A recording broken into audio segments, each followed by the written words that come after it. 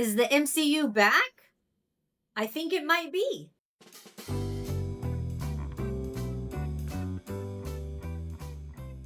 Set in a retro-futuristic 1960s Earth, Fantastic Four First Steps follows Marvel's first family 4 years after they've gained superpowers from a cosmic mission. They face the godlike entity Galactus and Silver Surfer while navigating family, heroism, and the looming weight of parenthood. I personally love the Marvel movie Thunderbolts that came out earlier this summer, and along with some decent Disney Plus projects so far this year, it seems like Marvel is starting to head a bit in a better direction, which has my fingers crossed hoping that it is going up from here. I think what makes Fantastic Four First Steps feel like a better reset is they were able to kind of play in the same sandbox that we're familiar with, but have it actually take place in a separate parallel universe of Earth. And because of that, it has a distinct flavor to it and a distinct style, and it feels like it's its own unique movie without having to do all the homework. The retro futuristic 1960s set design and costumes are stunning. There's cool analog tech with interstellar function, a bold color palette, and a Jetson style energy that truly gives this movie its own unique flair. This is once again not an origin story, and we get caught up on their backstory via a newsreel. Also, when it comes to the music score and the Fantastic Four theme composed by Michael Giacchino, I think this is the best theme in the MCU. Now, granted, the Avengers theme is more iconic and there's lots of other great themes out there, but this one is my personal favorite. I just feel like Michael was able to just capture the sense of the Fantastic Four characters and the retro world. He got, these big brass instruments and the choir sound, and it just sounds so fun and epic. And I gotta say, the cast actually is pretty fantastic. However, Johnny Storm, played by Joseph Quinn, was my favorite of the bunch. He brought the most warmth, charm, and humor to the story and was hands down the most entertaining presence on screen to me. Julia Garner as Silver Surfer was my second standout. She is smooth and mysterious and intense and conflicted. I understood her motivations, but I wish her villain arc had a bit more room to develop before the climax. I will give kudos that the Silver Surfer CGI was so good. And I will forgive the off-putting, at times, CGI baby. When it comes to the big moments, the space action sequence was by far the most exciting, tension-filled sequence in the film for me. Shout out to Matt Shakman, who directed this movie, and the dude cooked. Kudos to you. This just really felt like it was a cohesive, confident story with a vision and not so much as a post-edit MCU Frankenstein result that we've kind of gotten recently. Here's where things get a bit complicated with my mixed feelings. Let's talk character arcs. One of the biggest things that left me pretty underwhelmed is the lack of transformative emotional journeys for our main four. They don't really grow or evolve in any significant way. They start emotionally mature and end emotionally mature.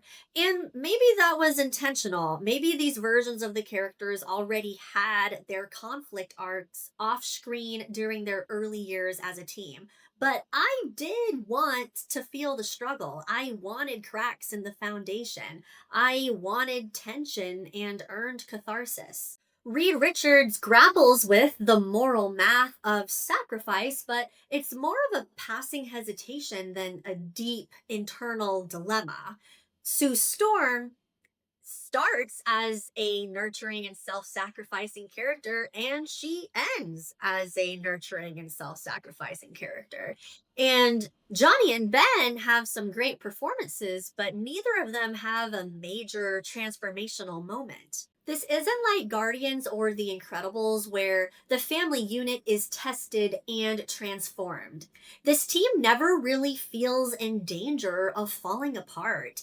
And while that makes for a smoother ride, it also left the story feeling a bit emotionally stagnant. I cared, but I didn't hurt with them. All that being said, after sitting on this film for a few days, I've come to realize that I need to just set aside what my expectations were for this film and just accept it on its own terms. Maybe it was never the intention for this film to be a character arc driven drama. And maybe it was always meant to just be a snapshot of this family state after they've already been through the storm through a movie that we didn't see, because keep in mind, this is not an origin story, and I don't necessarily think we needed one. But once again, I felt like there weren't a lot of character flaws on display. They came in already pretty emotionally mature.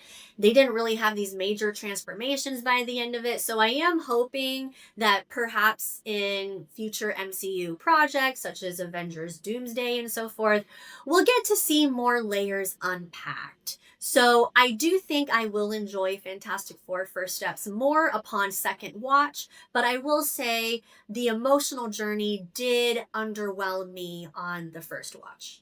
And one more thing, I would have loved to have seen a mid-level threat action set piece in the beginning of the film, because otherwise, all the other action that we got is the high drama cosmic action. And other than that, we just get glimpses of their mid-level hero work through the newsreel montage.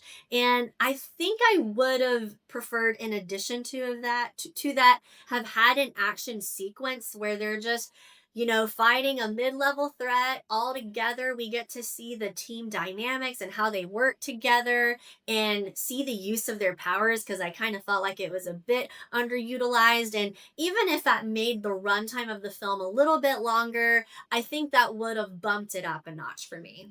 And let me be clear, I have seen every Fantastic Four movie since 2005, but I just mean I would have wanted something a bit more to showcase these versions of these characters. And along the note of action, I do think that the climax could have gone down with a bit more of a fight. Looking at the overall package though, Fantastic Four First Steps is stylish and entertaining and emotional and doesn't require you to do all the MCU homework. You can jump in and go, and it is a fun world to go escape to. As far as Fantastic Four movies go, this is definitely the greatest of all time. Granted, the bar was incredibly low, but I am glad that Marvel's first family finally got the respect and story that they deserve. If you liked this video, be sure to give it a thumbs up. I also posted a ranking video of my top 6 family-themed superhero movies, which I will link in the description below if you do want to go check it out. So would love for you to like and subscribe for more movie content. And while you're here, let me know if you thought Fantastic Four First Steps lived up to your hopes or not. I will catch you next time for more Real Talk.